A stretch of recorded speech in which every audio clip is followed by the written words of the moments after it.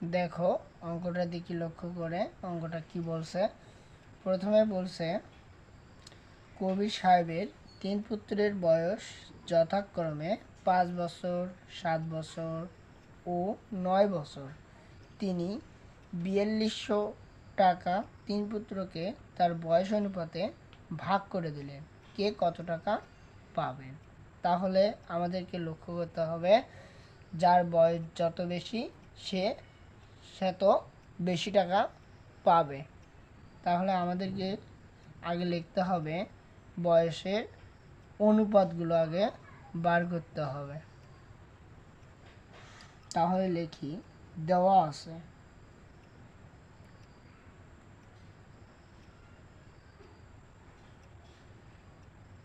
দেওয়া আছে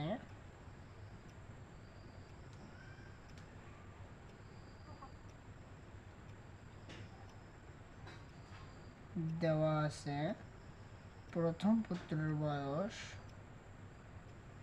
প্রথম পুত্রের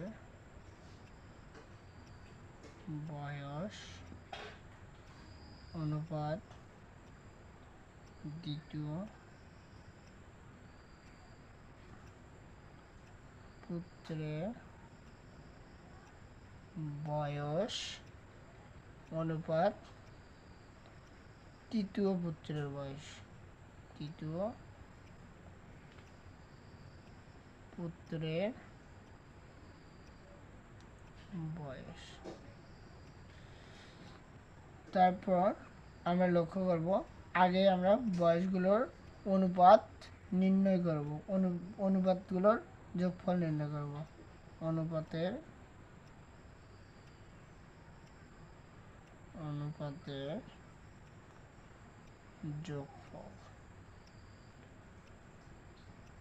যোগফল সমান সমান 5 যোগ 7 যোগ 9। তাহলে কত হলো? 5 আর 7 7 5 12, 12 আর 9 21।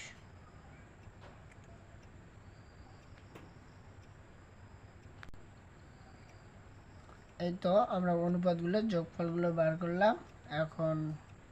এখন অঙ্ক নির্ণয় করি। প্রথম পুত্র পাবে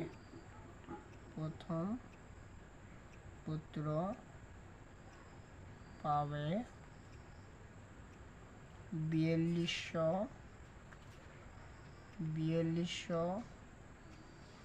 এর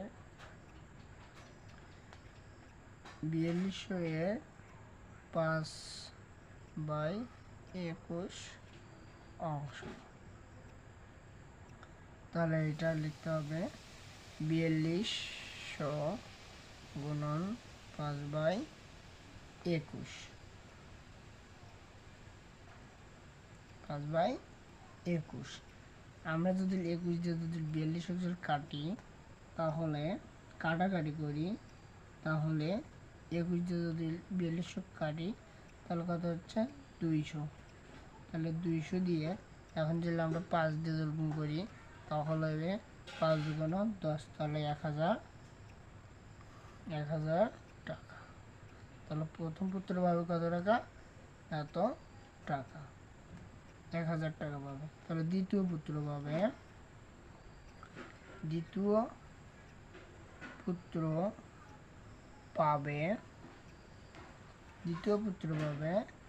4200 এর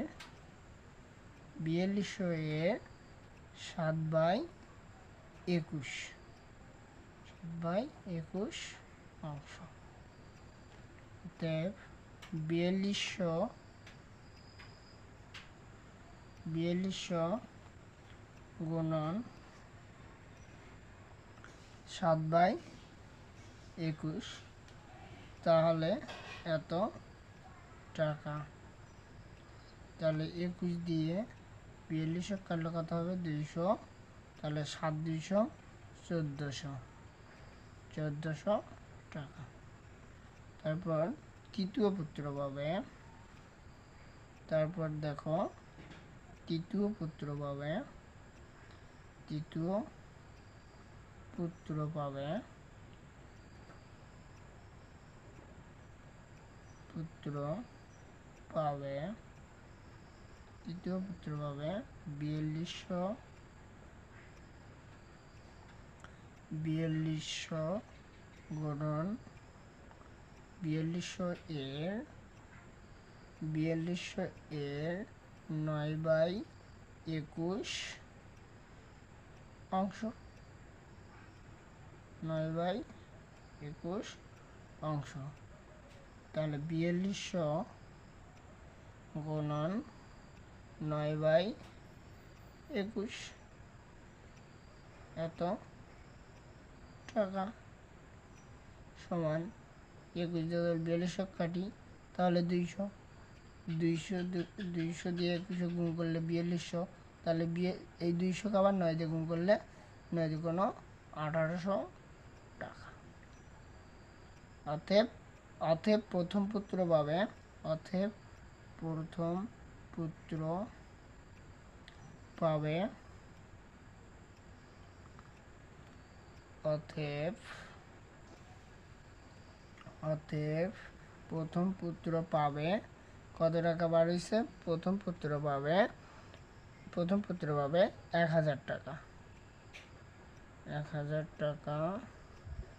দ্বিতীয় পুত্র পাবে কত টাকা? 1400 টাকা, 1400 টাকা। এবং তৃতীয় পুত্র পাবে কত টাকা? 1800 টাকা। এটাই আনসার।